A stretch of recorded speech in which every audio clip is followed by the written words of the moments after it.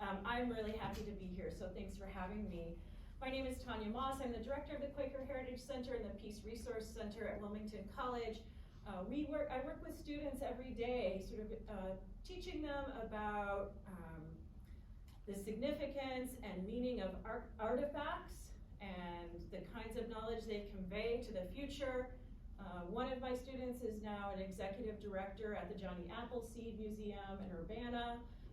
And another student has just started working with her local historical society in Southern Ohio to help them organize some of the materials they have. So we really care about local history. I wasn't originally trained in local history. I am actually a historian of modern Japan, specifically 19th century Japan. And you'll see the connection. The Peace Resource Center at Wilmington College is actually an archives of materials about the atomic bombings of Hiroshima and Nagasaki, Japan. We focus specifically on the human experience of nuclear war, and we promote nuclear abolition at the Peace Resource Center. The Quaker Heritage Center, which is the other hat that I wear at the college, is a museum devoted to the regional history of Quakers in Southwest Ohio. So those are a couple of the hats I've worn. I've been at the Quaker Heritage Center for 6 years now, and so I'm in charge of all the curation and the programming there. And so as these 6 years have gone by, my knowledge of Quakers and their history has deepened.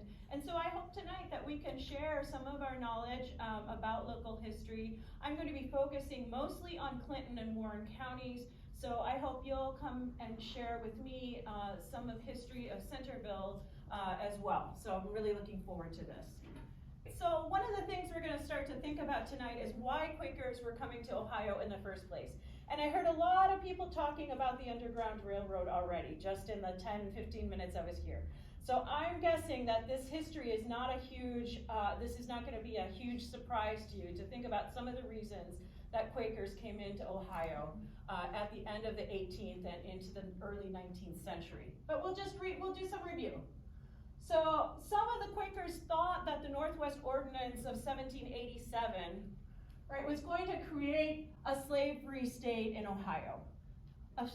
Ohio, a state free of the system of slavery, right? And they thought that slavery, by the early 19th century, Quakers had come to a consensus that slaveholding was inconsistent with Quaker principles. In the 18th century, there were numerous wealthy Quakers in Philadelphia and on the East Coast who owned and traded enslaved peoples, right? But by the middle of the 18th century, abolitionists, maybe some of you have heard about Benjamin Lay, who was a little person and was a fierce abolitionist that created a new awareness in Quakerism about the atrocities and horrors of slavery in the mid-18th century.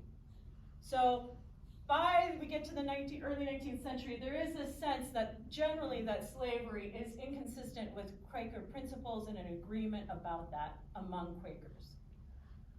They were unhappy living within an economy that was supported by the system of slaveries, especially those living in the Carolinas and Virginia. And they sought to live in a, quote, slave-free state, because we all know that by 1807, Ohio was starting to put black laws in place that severely penalized enslaved peoples who were moving into Ohio and that created various sanctions against them, right? So that's why we have slave-free in quotes. The 1794 Battle of Fallen Timbers and the 1795 Greenville Treaty pushed American Indian tribal nations to the north of the Greenville Treaty line, thereby opening the very fertile farmland of southwest Ohio and southern Indiana to white settlement and agriculture. So Quakers had already migrated from the northeast, from Nantucket, from New Jersey, from other parts of the northeast down into the south to farm. And as Quakers came to a consensus that they would not support the system of slavery, right, they started to want to shift west to Ohio, but at the same time, they had been farming for 3 or 4 generations and had dramatically depleted the soil. So they're not only looking for an environment that's consistent with their religious tenets and beliefs, but they're also looking for very fertile farmland, and the fact that indigenous peoples are then pressured to move to the north, opens up this farmland for settlement. So they're kind of on the edge of the cusp of settlement. And this was indeed very fertile land.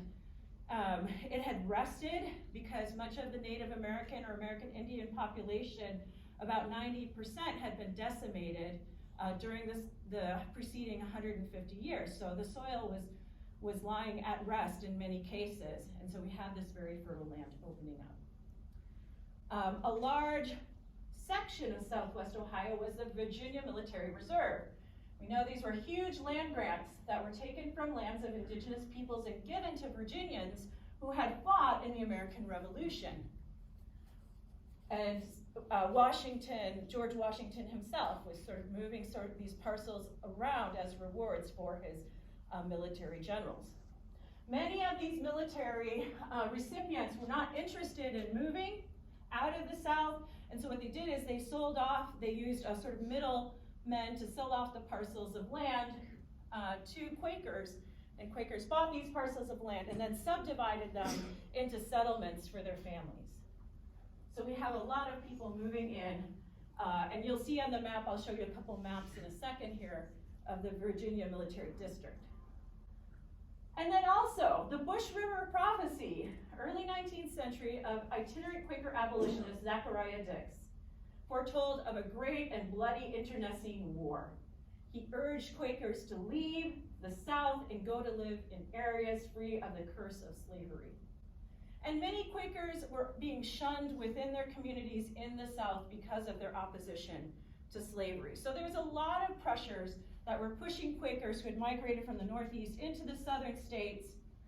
A lot of pressures, both ideological, religious, economic, that were pushing them up further west to enjoy this new space that had been opened up in Ohio. All right, and this is a map that we can find at the Ohio History Connection. Sort of shows sort of the many, many different American Indian settlements that are in place at the end of the 18th century.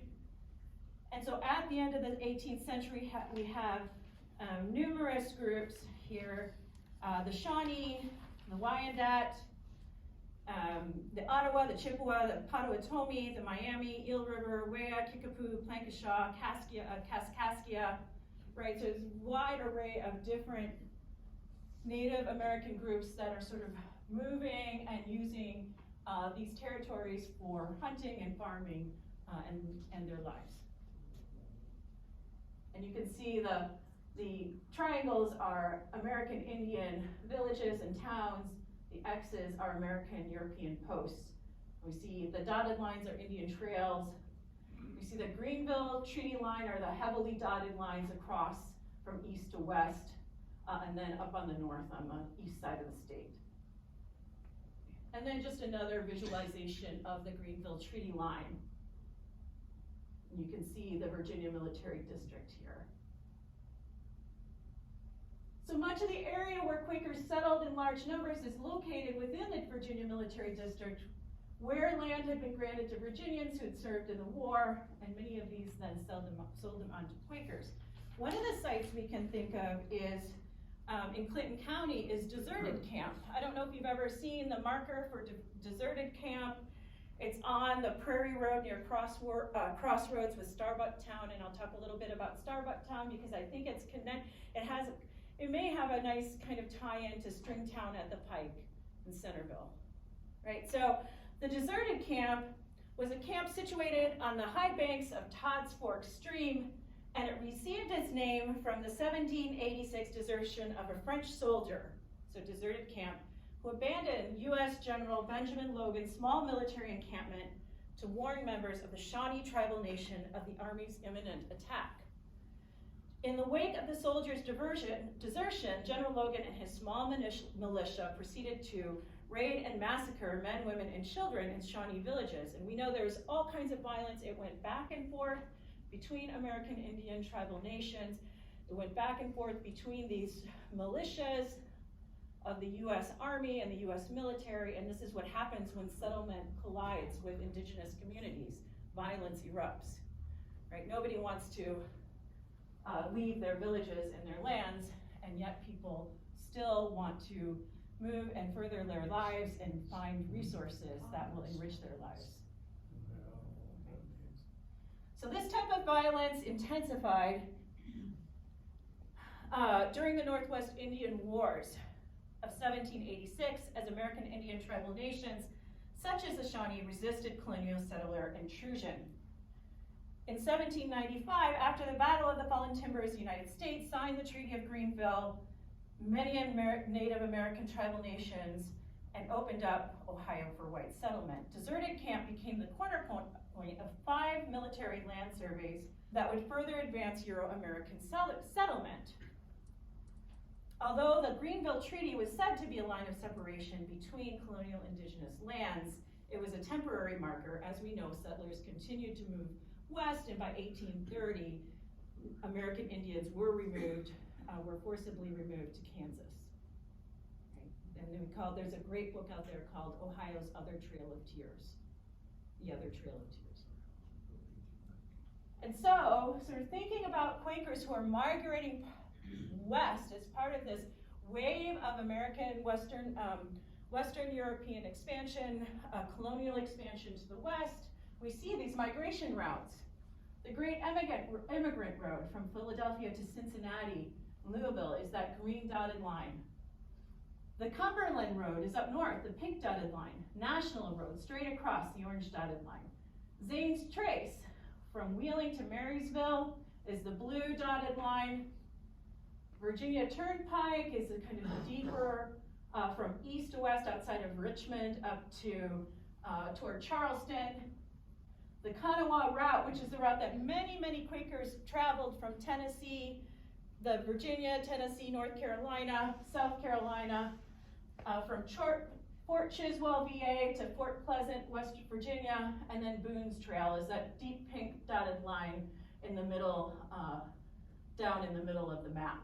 It's from Salisbury, North Carolina to Boonesboro, Kentucky.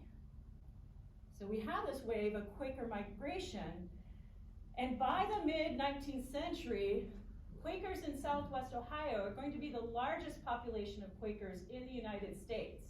They're moving in the thousands and thousands and thousands into this area. And just to give you a sense of sort of one experience of settlement, I went to the 1882 History of Clinton County, which is published by W.H. Beers and Company in Chicago. And we'll take a look at this. I'm going to talk about the Haworth family. Right? George Haworth was the grandfather of George D. Ezekiel, Elijah, and other well-known citizens of the county. This is Clinton County. He was the grandson of George Haworth, who came to America with William Penn, who founded the Quaker state of Pennsylvania, the colony. So he came to the Americas with William Penn from Lancashire, England, in 1666. George's father, James Haworth, was a native of Pennsylvania, but returned to Frederick County, Virginia. The subject of our sketch was born in Bucks County, Pennsylvania in 1748, but while still a boy, removed with his parents to the neighborhood of Winchester, Virginia, where he lived upon the mountain range called Apple Pie Ridge. I love this history. The text is so tiny, but it's just amazing. Here he grew up to manhood and was married to Susanna Dillon, but the spirit of emigration having a strong hold upon him, he removed with his young wife to North Carolina, settling in the Yadkin River near the home of Daniel Boone. After Boone returned from his wanderings in Kentucky, he gave such a glowing description of the lands of that country that Mr. Haworth was induced to join his party. And remember that Aaron Nutt, who founded one of the founders of Centerville, was also migrated to Kentucky before moving on into Ohio. So there's a lot of sort of internecine violence between settlers and American Indian tribal nations who are not willing to move west. And so a lot of people went to Kentucky first and then got out and moved on to Ohio. The families of George Haworth and his brother James made 2 of the 6 families that accompanied Boone on that occasion. The party proceeded until they were descending the Alleghanies near Cumberland Mountains, when they were attacked with great fury by a scouting party of Indians and several of their number slain, among whom was Boone's eldest son.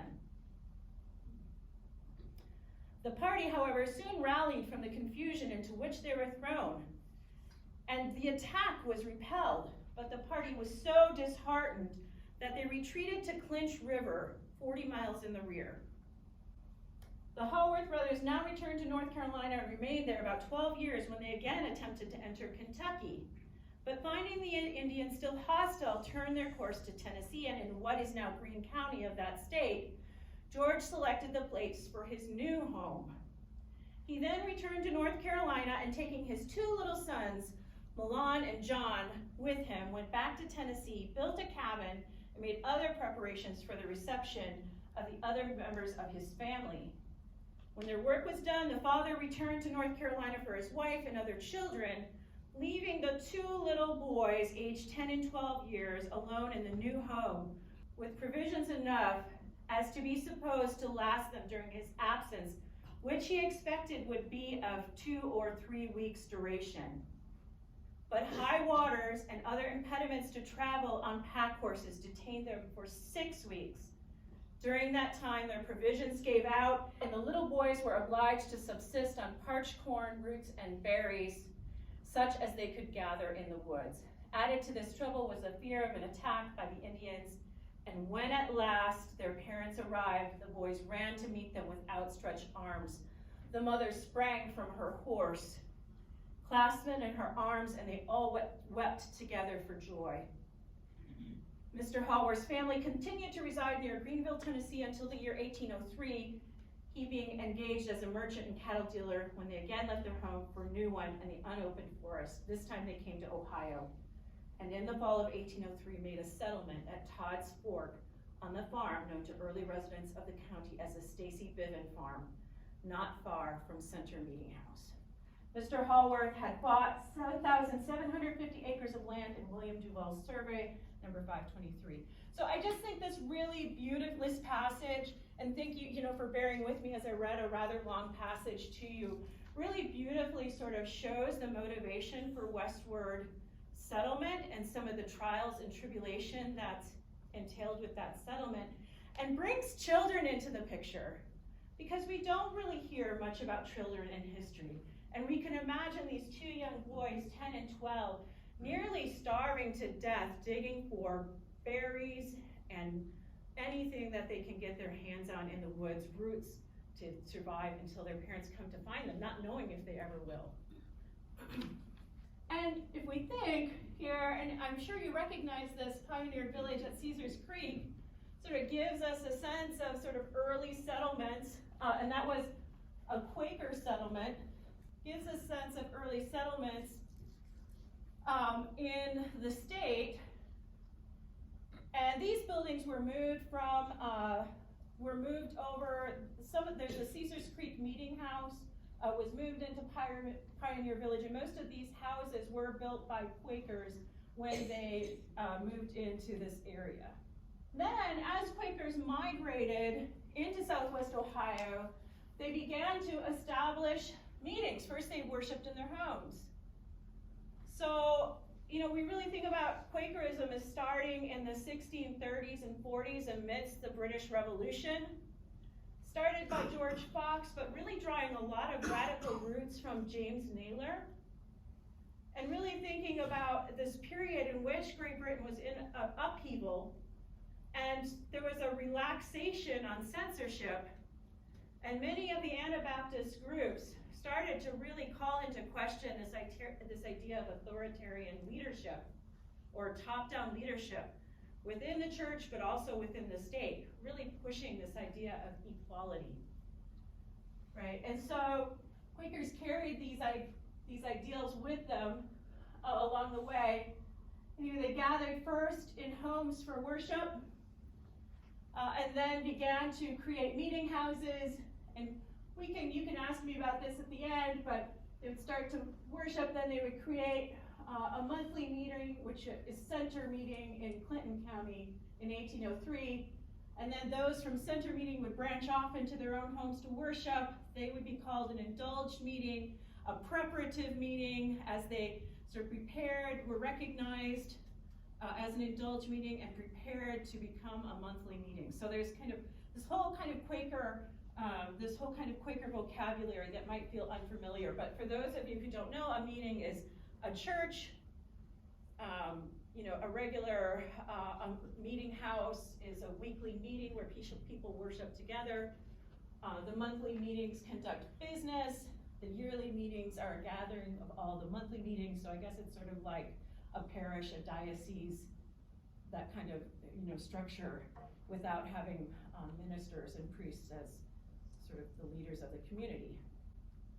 So by 1820, there were 36 meetings in Clinton County that had been set off in the area, and northern Highland County, and northeast Warren County, and southern Greene County. And you can see a map of some of these meetings. Sugar Creek comes just a little bit later, but some of these early meetings, Center meeting was the sort of big meeting from which the other meetings sort of set off from, and then the Miami meeting in Waynesville was another major meeting from which other meetings set off from. So there's a map of these 36 Quaker meetings. And distance, right? People want to worship close to home. And they don't want to have to walk 6 or 7 miles to the next meeting. So we can see a sort of logic in having so many meetings at the time. This logic doesn't hold anymore when we can, sort of hop in a car and jump into our desired place of worship, even if it's an hour away. But then people are really setting off a lot of meetings. And when they set off meetings, these were accompanied usually by a school and a cemetery. And here's another map. This was made by Karen Campbell, who's since retired from the Mary L. Cook Public Library in Waynesville. I sort of added the colored boxes so you can see where Sugar Creek Friends meeting were in Centerville. And then we see the meeting house in Waynesville. That's going to split. And then Wilmington is yellow. And then up north is Springfield. So quite a few Quaker meetings representing this large population of Quakers that are coming in. And Sugar Creek Friends Meeting House was first established in 1823 and then laid down in 1858. And part of the reason it was laid down is because there was a huge schism in Quakerism in the 19th century. And the schism was partly because there was a dynamic preacher by the name of Hicks who went around the country sort of urging Quakers to go back and root themselves in sort of the original quietist practices of Quakers. Have any of you heard of an unprogrammed Quaker meeting before? Yes, I see one hand. Anybody else? So if we go back into sort of the first century of Quakerism, unprogrammed meetings are the sort of typical form of worship. And when I start to describe them, you'll start to think about this. Quiet, right? People sitting equally. There's no pulpit. There's no minister. People sitting in silence, reflecting on the divine, believing that the light of God is within each human being equally. Each human being reflects the radiance and divinity of God. And so everybody is sitting in silence, sort of reaching into the divine, and then occasionally there will be people who feel led to speak, right? And Quakers are, sort of rooting this in biblical traditions, although when we come to, 20th and 21st century Quakerism, you're going to see a whole array of sort of where Quakers are coming from theologically. Okay. So in the 19th century then, these Quakers that are sort of still holding back to these early quietistic, reflective, quiet practices, really emphasizing the idea of equality, right, are typically aligning themselves with John Hicks, and they're called Hicksites. And then there's another group of Quakers that start to emerge in the 19th century as there's this kind of wildfire of evangelicalism that spreads across the country. And they start to say, hey, like, Quaker population is declining, and we can't marry each other all the time, like this is not good, right? So what are we gonna do? We need to bring some more people in. But people don't seem to be attracted to this kind of quiet worship and these, these practices. So why don't we get on the evangelical bandwagon and start having music and have preachers and, have charismatic preachers who are gonna, attract people to our congregations and bring them in. And so that group of Quakers are called Orthodox Quakers. And this breaks down, there's like all these tiny little groups that you can look up later, Gurneyites, there's all this different groups that break down, but largely we can think of this schism as between the Hicksites and the Orthodox Quakers. And within these two groups, there's a whole spectrum of political beliefs. So there are Hicksite Quakers who are, really conservative in terms of sort of gender and ethnicity and race. But there are Hicksite Quakers who are radical, like John Brown is radical and ready to, sort of go in and burn things down to get rid of the system of slavery within the Hicksites and within the Orthodox too. There's incredibly radical abolitionists who are ready to go out and fight, and there are, very conservative elements who say Quakers should stay out of politics, we should farm our farms, we are nonviolent, right? And so we're not going to get involved with this whole slavery issue, right? So we have, it's broken down by religious practice, but it's also broken down politically. We're going to start thinking a little bit about abolitionism. And these are just some of the early meetings in Southwest. Well, here we have Indiana Yearly Meeting in Richmond, Indiana. This is on the eastern side of the state where there's initially a large population of Quakers streaming in from Pennsylvania and Ohio, Mount Pleasant, Jefferson County. And then we start to see meeting houses that are nearby. How many of you have been to the Miami Quarterly Meeting House in Waynesville, Ohio? Yeah, and so if you've been there, so I see like you're the people who know about Quakers right here, these two with their hands up. If you've been there, you'll see that schism architecturally between the Hicksites and the Orthodox. Because on one side, there's the Hicksite meeting house, the Hicksite church. And on the other side of the street, there's the red brick Orthodox meeting house. Right, so you can really, it's built in.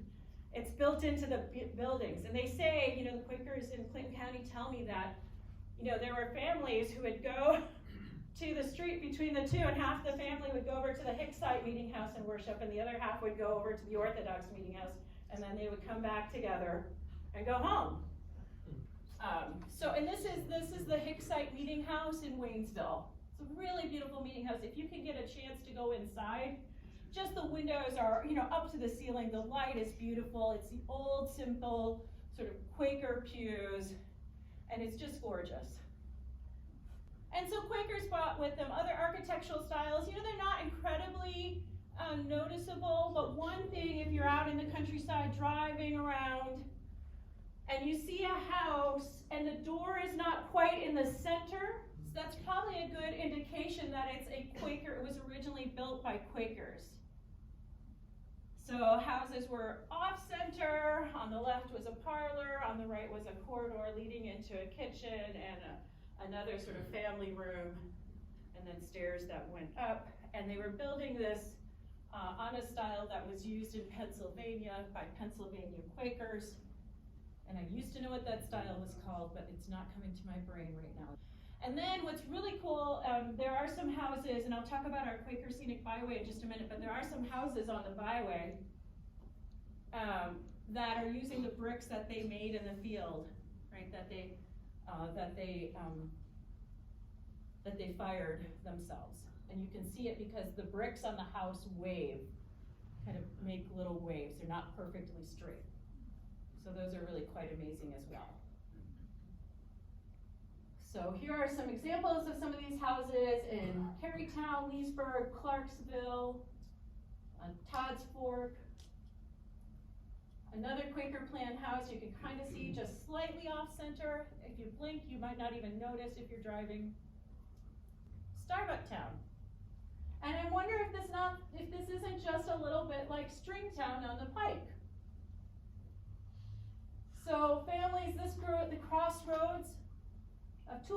Pathways near Todd's Fork, and it was named for the Nantucket Quaker Starbuck families that settled in the early 1800s.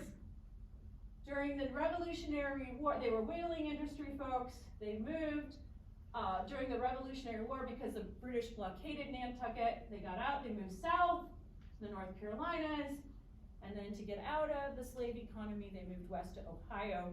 And they created this settlement with a grist mill, right, and shops, and sort of different things in it, a small settlement that's no longer extant called Starbuck Town.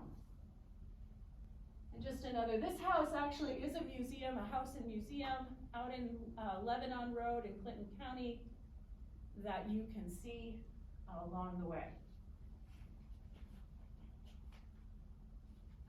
So I'm just gonna highlight one more meeting house because I know we are a little strapped for time here.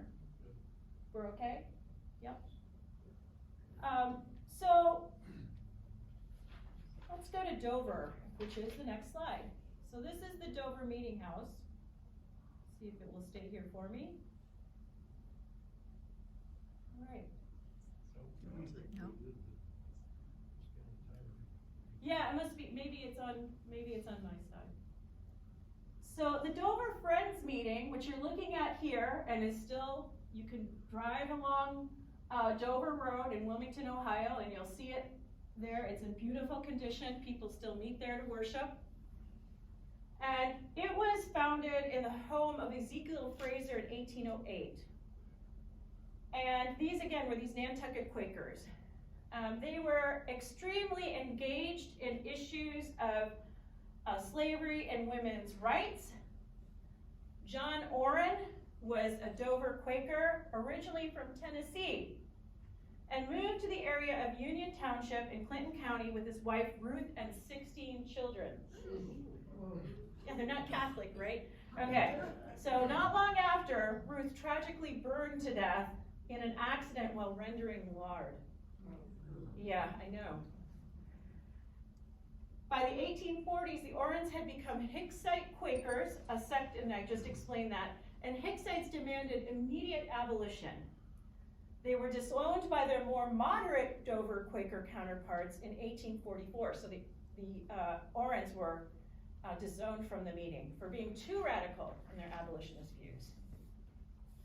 In the 1850s and 60s, several of John Orrin's sons would continue this legacy, joining the Clinton and Warren County Anti-Slavery Society and assisting enslaved black men and women who were escaping to the north. By the time of the Civil War, Orrin's sons were caught between Quaker principles.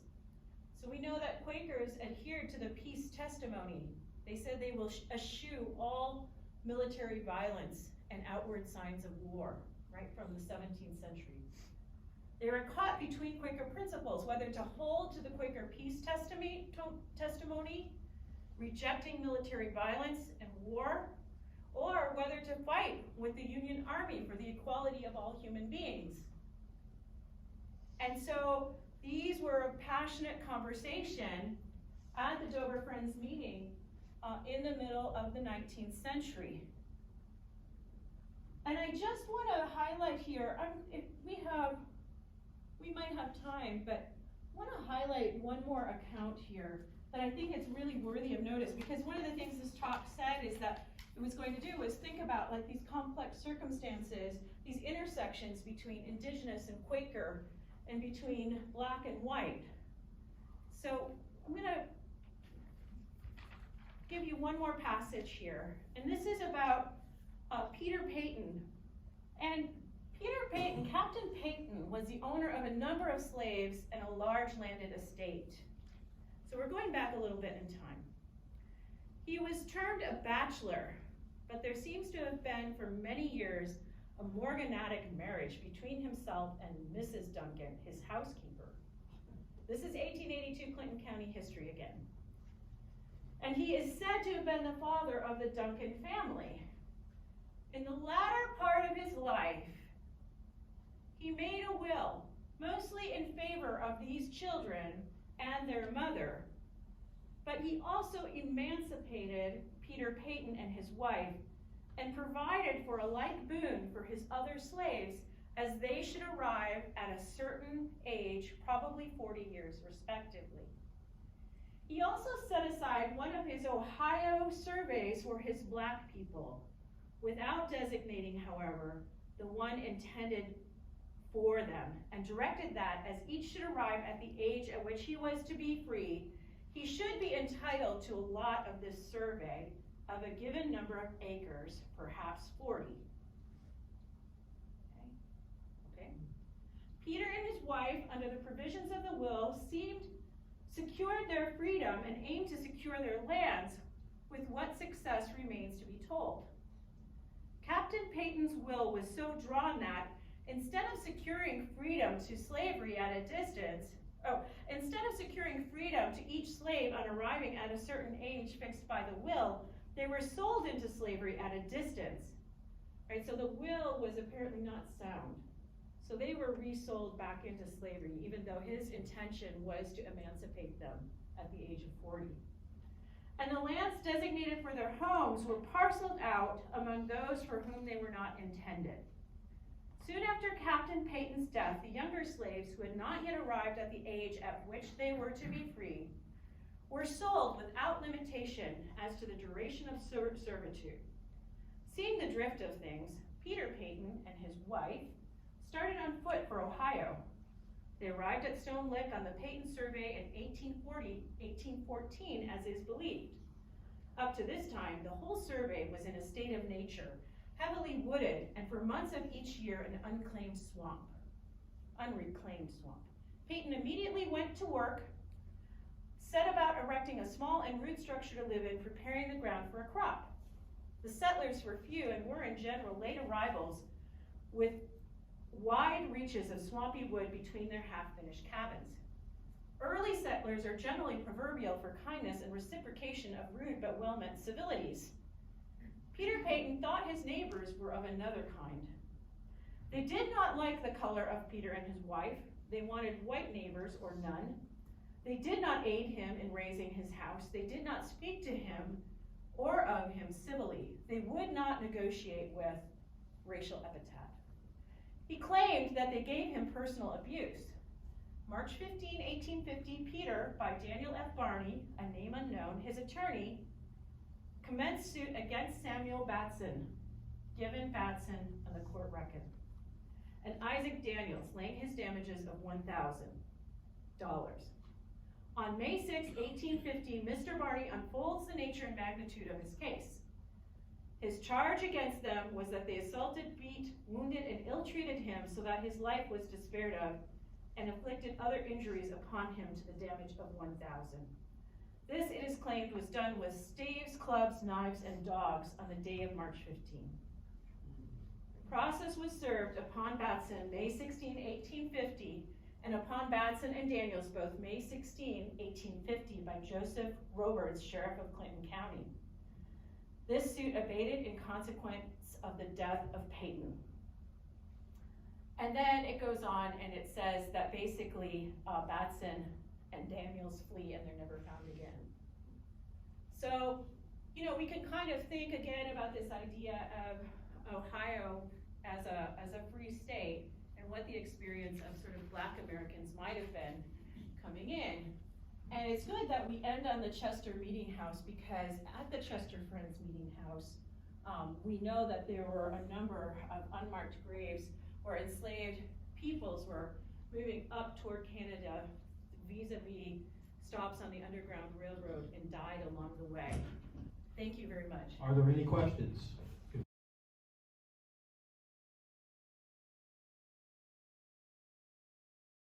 Yeah, thank you for asking about those. So those were, that school was founded by Elizabeth Harvey. It was considered the first Black school to educate African American children in Ohio. And it is now, I don't know if any of you have visited lately, but there's a very devoted group of community members who are attempting to make it into a museum. They've done different forms of repair work on that. I have a picture of it here. We'll go quite quickly. So we have a Quaker Scenic Byway now. It's an officially recognized Ohio State Byway. And you can go to the Ohio Department of Transportation State Byway System and look it up. And so that will take you on a route through Clinton and Warren counties. And so here it is, founded in 1831, the Harveysburg. And you know, Harveysburg was a settlement of Quakers who, you know, which really sort of attempted to grapple with sort of racial inequality. You know, the Harveysburg Quaker meeting was laid down because an academy was laid down because people could not agree on whether to integrate or not. But the Harveysburg School for Black Children was one of these first spaces to educate. And I'm sure it wasn't perfect by any means, because Quakers were human beings and they were not perfect in how they understood people who were not white. So, yeah. I don't know if that, were you thinking of something specific in regard to that? Any other questions? Well, I think that takes care of it. Tanya, I appreciate you being here and giving us a little history on the Quakers. Thank you very much. Yeah. All right. She has some further brochures and things up here if you would like to come up and get it on the Quakers. Certainly, after we're done here, you can go up and get them.